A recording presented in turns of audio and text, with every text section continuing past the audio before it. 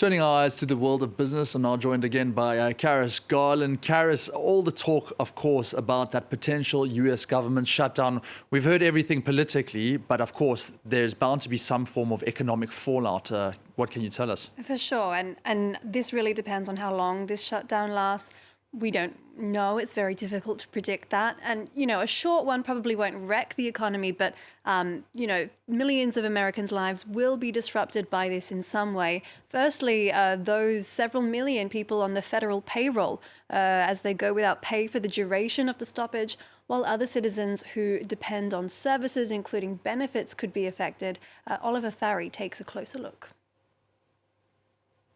Americans are bracing themselves for another possible government shutdown that could go into force at midnight on Sunday. The effects of a shutdown would be far-reaching and affect ordinary Americans the hardest.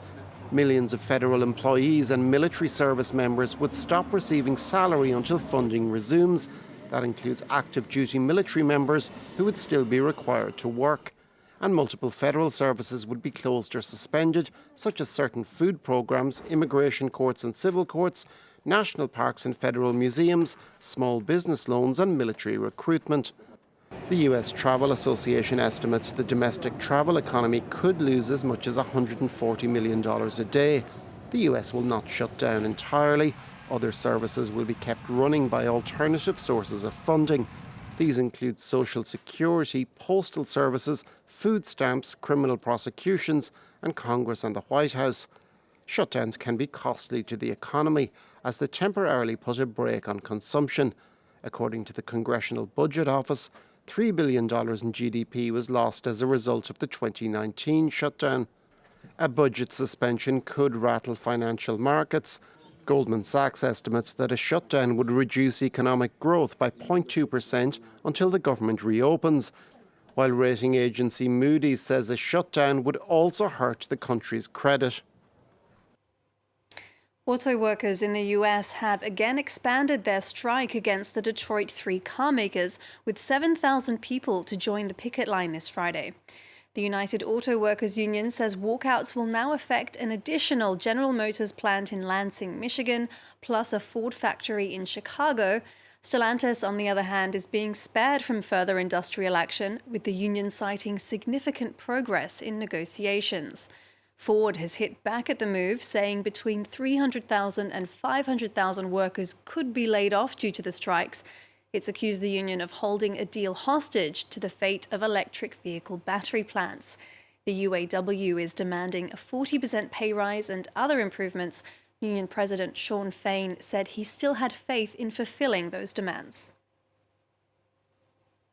To be clear, negotiations haven't broke down.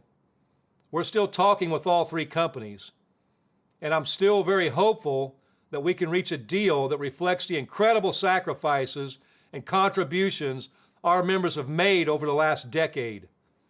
But I also know that what we win at the bargaining table depends on the power we build on the job. It's time to use that power.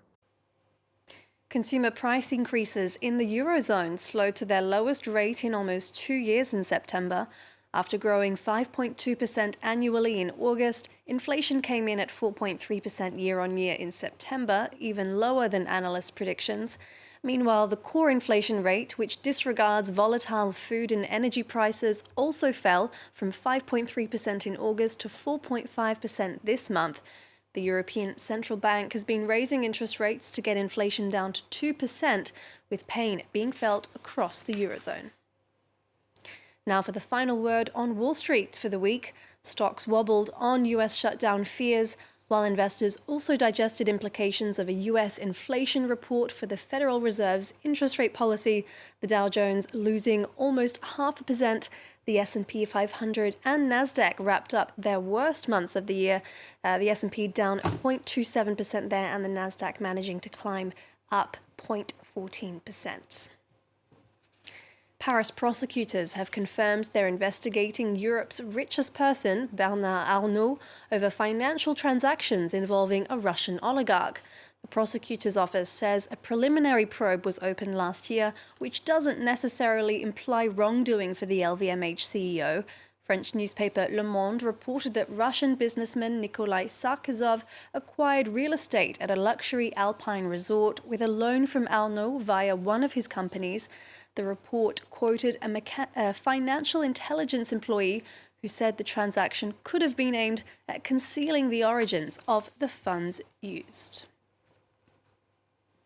We'll be keeping an eye on that story as information comes in, Jean-Emile. Absolutely. Bernard Arnault, the second richest man in the world, but not necessarily in any trouble just yet. Not yet.